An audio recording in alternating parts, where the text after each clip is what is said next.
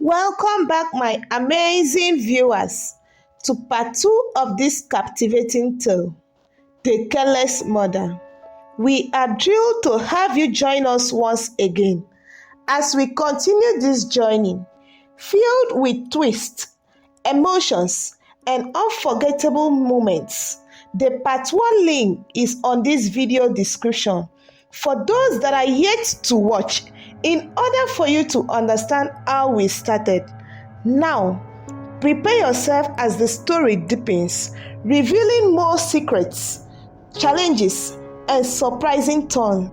Sit back, relax, and let's dive right into the next chapter of this adventure. Enjoy the ride. Months passed, and the weight of Folake's mistake bore down on the family like a storm cloud that could not lift. Femi was no longer the loving and trusting husband he once was. He had become cold and withdrawn, and their home was filled with tensions. Folake, desperate to make amends, tried to reconnect with her children, but they were slipping further away. Darasimi remained in a minor detention, awaiting trial for his involvement with the secret cult. Michael had fully embraced his new life of crime, stealing from not only his mother, but the neighbors as well. Eva was spending more and more time with boys in the neighborhood, often returning home late at night. Her grades in school was dropping. The family was falling apart faster than anyone could have imagined. One evening, Folake decided to visit Darasimi at the detention center. It had been weeks since she had last seen him, and she hoped that maybe, just maybe, she could reach him. She entered the cold, gray building with a heavy heart and was led to a room where Darasimi sat, looking thinner and more ardent than before. Folake tried to speak, but the words wouldn't come. The silence between them was deafening. Darasimi finally broke the silence, his voice full of resentment. "You weren't there for me, Mama. You let me fall into this. Now, look where I am." Tears filled Folake's eyes. She had no defense, no words to justify her neglect. All she could do was apologize, but even her apology felt empty. She left the detention center more defeated than ever. Meanwhile, Michael's actions had caught up with him. One day, while attempting to steal from a local shop, he was caught by the store owner. The neighbors gathered around as Michael was publicly shamed, dragged through the streets with stolen goods in his hands. It was a sight that sent ripples of gossip through the community. Femi, hearing the commotion, rushed to the scene, only to find his son being held by the shopkeeper. The shame was too much to bear, and for the first time, Femi realized how far his family had fallen. He paid for the stolen items and brought Michael home in silence.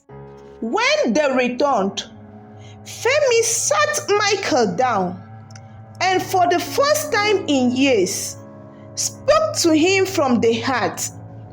This is not the life I wanted for you. I have failed as a father, but you still have a chance to change. Don't throw your life away like this. Michael, ashamed of his actions, remained silent, but the look on his face showed a glimmer of remorse. As for Eva, the daughter, she was falling deeper into her own wall of poor decisions. One day, Femi received a call from Eva's school informing him that she had been caught cheating during exams. It was another blow to the family's already fragile reputation. Femi confronted Folake once more, his voice filled with frustration. Look at what becomes of our children. Folake, one is in prison, one a thief, and now our daughter is disgracing us in school. Where were you when they needed guardians?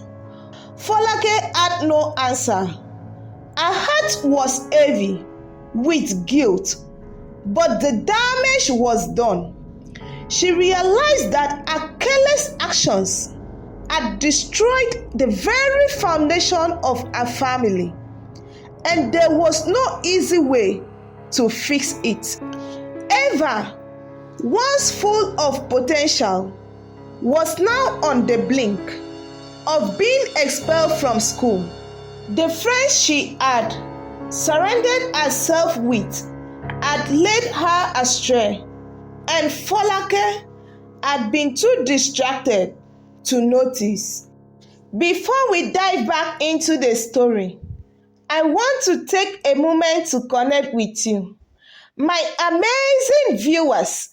If you haven't subscribed to my channel yet, I am reaching out with a heartfelt plea. Please hit that subscribe button and join me on this incredible journey.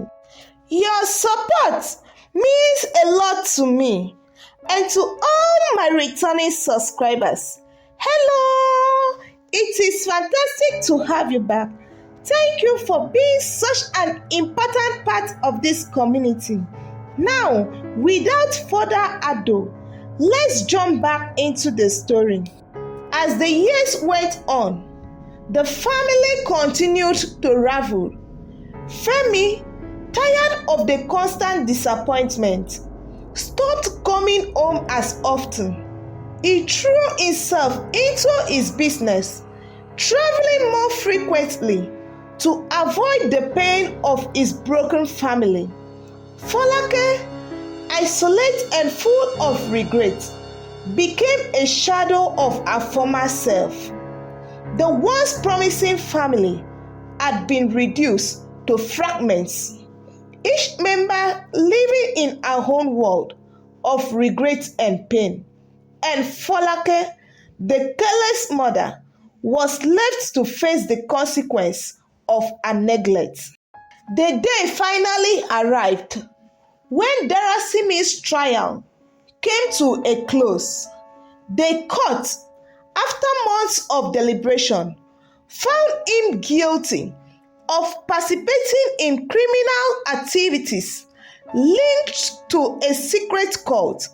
The evidence against him was overwhelming, and despite his lawyer's attempts to argue for leniency, Darasimi was sentenced to 6 years in prison. The moment the judge read the sentence, Folake cried in the courtroom, wailing uncontrollably. Her son, her firstborn, the one she had once cradled in her arms, was now a convicted criminal. She could not bear the thought of him spending his youth behind bars. It was a punishment that cut deeper than any words could express. Darasimi, though he tried to keep a brave face, was visibly shaken as he was led away in handcuffs. He glanced back at his mother. The look on his face was not one of anger or resentment. It was sadness, disappointment, and perhaps a glimmer of understanding. He had made his choice, and he also knew that his mother's neglect had played a role in shaping the path he took. Folake, after Darasimi's sentencing, could no longer hold herself together. The weight of guilt, regret, and grief crushed her spirit. She began to fall ill. Though it wasn't a physical illness that doctor could diagnose, it was a sickness of the heart, a slow, agonizing despair that consumed her from within. Everywhere she went, she saw the face of her children. Darasimi in prison, Michael still engaging in petty thefts, and Eva constantly spinning out of control. The gossip from the neighbors grew louder. The whispers about her failure as a mother now echoing in every corner of the community. One fateful afternoon, while walking through the market to buy some foodstuff, Folake suddenly clutched her chest. Her heart was pounding, her vision blurred, and a sharp pain shot through her body. She fell on the ground, gasping for breath, as the market goers rushed to her aid. But it was too late. Folake died of a heart attack, her body succumbing to the overwhelming stress and sorrow she had carried for years. The once vibrant and careless mother was gone, leaving behind a broken family and a legacy of regret. As the tale of this once happy family draws to a close, we are left to ponder the consequences of neglect and the importance of responsible parenting. I am leaving this few points of mine to every parent out there. Pursuit for money should not take the place of good parenting. There is always a need for balance. Being physically and emotionally present for your children is more valuable than aiming to be a perfect parent. The time and care you invest in your children today will shape their future and reduce the damage of family reputation in future. Knowing fully well, it's better to train a child than repair an adult. Please, my amazing viewers, if you haven't subscribed to my channel, please subscribe and turn on your notification bell. Your support means a lot to me. I remain your humble African story time. See you in my next video.